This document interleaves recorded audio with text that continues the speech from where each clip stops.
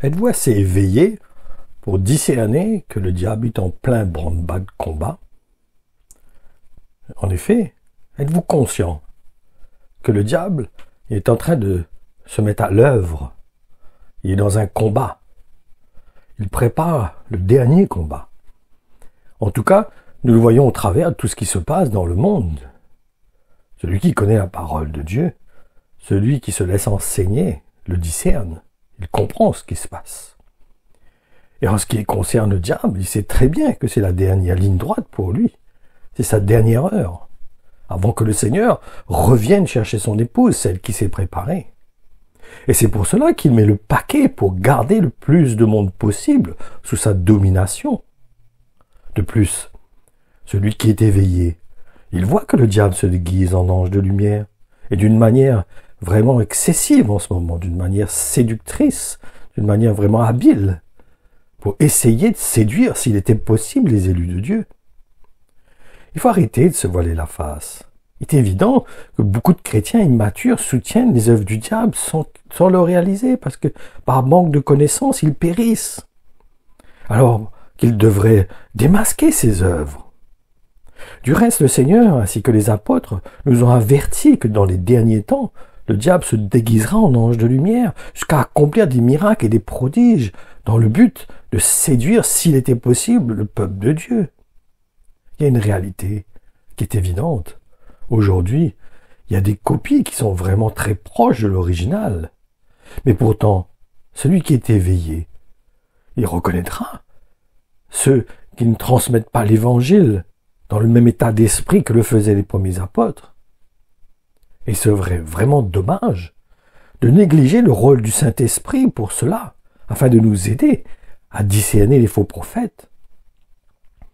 Et c'est hallucinant de voir le nombre de personnes qui adhèrent à des enseignements qui ne sont pourtant pas en adéquation avec l'évangile que nous ont transmis les premiers apôtres. Et pourtant, le Seigneur nous a laissé de multiples avertissements sur ce sujet. Je vais vous laisser que 2, mais qui sont très profonds, comme dans l'Apocalypse 13:7 où il nous est dit « Il lui fut même permis de faire la guerre aux chrétiens et de les vaincre. Elle avait reçu autorité sur tout peuple, toute race, toute langue et toute nation. Son empire s'étendit sur le monde entier. » Cela nous montre, il parle là des vierges qui étaient insensées, qui ne s'étaient pas préparées, qui s'étaient laissées appesantir par le monde, par l'œuvre du monde, parce que le monde est en train de vivre, et se sont endormis. Ils étaient plus éveillés dans leur cœur, à attendre l'époux, à se préparer pour l'époux. Il y a aussi Matthieu 24 et 25, où il nous est dit « De faux Christ se lèveront, ainsi que de faux prophètes. Ils feront de grands miracles et produiront des signes extraordinaires pour que, si la chose était possible, même ceux que Dieu a choisis soient induits en erreur. Ainsi, voilà prévenu. » Oui, le Seigneur nous a prévenus. Et je vous assure que nous ne pourrons pas dire que nous ne savions pas. Parce que la parole de Dieu est claire. Faisons attention d'être ce genre de chrétien qui dit il faut aimer, il faut pas juger, il faut que l'Église s'aime, qu'il n'y ait point de conflit, qu'il n'y ait point il faut pas que la vérité vienne démasquer les œuvres du diable, il faut pas dévoiler le péché, comme s'il faut tout couvrir, il faut tout accepter. Non, c'est faux. N'oublions pas ce verset où le Seigneur nous dit qu'il n'est pas venu apporter la paix, mais la division. Il est venu pour emmener une séparation. Paul dit de ne pas cautionner, de ne pas s'associer avec le monde. Il doit y avoir une séparation entre le chrétien et le monde. Cela ne veut pas dire que ce monde, qu'on rejette le monde. Parce que la lumière convainc le monde. J'entendais tout à l'heure un policier dire, vous savez, la lumière attire.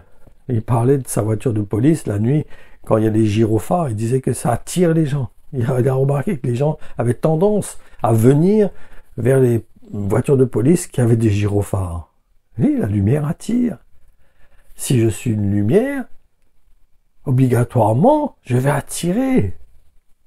Les gens auront envie d'entendre, même s'ils ne vont pas adhérer, même s'ils ne vont pas s'associer, mais ils auront envie de venir entendre. Beaucoup ne s'associeront pas. Beaucoup ne voudront pas payer le prix. Beaucoup ne voudront pas donner leur vie, de porter leur croix.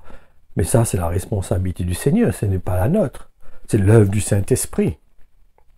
C'est lui qui convainc. C'est lui qui nous donne cette force, cette volonté de pouvoir faire sa volonté, d'accomplir la volonté de Dieu. Ce n'est pas notre capacité de nous-mêmes. Nous avons juste besoin de placer notre confiance en Jésus-Christ. Après, c'est lui qui nous fortifie, qui nous équipe, qui nous donne les moyens nécessaires pour pouvoir accomplir la volonté de Dieu. Mais surtout, ce que je veux vous encourager dans le travail de cette publication, c'est de comprendre que si le diable, lui, il est conscient qu'il est à la fin des temps et que son temps est proche, où il sera lié dans les temps de feu, nous devons encore plus, nous, enfants de Dieu, être conscients de ce qui se passe et être vigilants, de garder nos cœurs, car n'oublions pas que c'est celui qui persévérera dans la foi qu'il a reçue qui sera sauvé. Pas persévérer dans le néant, mais persévérer dans la foi, dans cette foi qu'il a reçue de la part de Dieu, en la gardant intacte, en la préservant dans son cœur. Faisons attention, gardons-nous, soyons vigilants, soyons éveillés, ne dormons pas. Ne soyons pas tièdes dans nos cœurs, mais crions au Seigneur, crions vers lui, allons dire au Seigneur, aide-moi et réveille-moi. Comme cette parole qui nous est dit, ou que le Dieu n'éteint pas le lumignon qui fume. Et si nous sommes un lumignon qui est en train de fumer, crions au Seigneur pour que le Seigneur ranime cette braise et que le feu puisse reprendre dans notre cœur pour marcher, pour faire la volonté de notre Seigneur. Je vous encourage vraiment. Allons nous encourager mutuellement à être éveillés, à nous tenir pour la justice, pour la vérité, à avoir la foi d'Abraham, qui était prêt à donner son propre fils, parce qu'il savait que son Dieu était capable de ressusciter, de le ressusciter. Ayons confiance dans notre Seigneur, car si nous donnons notre vie, Dieu est fidèle et juste pour intervenir en notre faveur. Mais marchons dans la volonté de Dieu.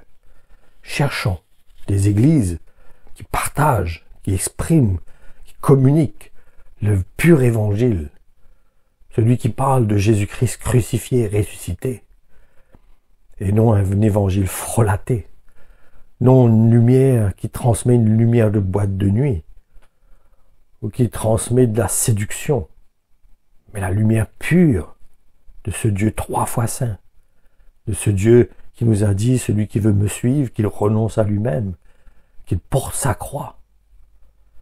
Le Seigneur nous accorde sa grâce dans ce sens, car ce n'est pas nous qui l'avons choisi, c'est lui qui nous a choisis. Et il saura nous équiper, il saura nous affermir, il saura nous aider et faire le nécessaire pour nous garder jusqu'à la fin. Nous, gardons cette confiance en lui intacte, intègre, pure, sincère, jusqu'au bout. Que le Seigneur vous bénisse.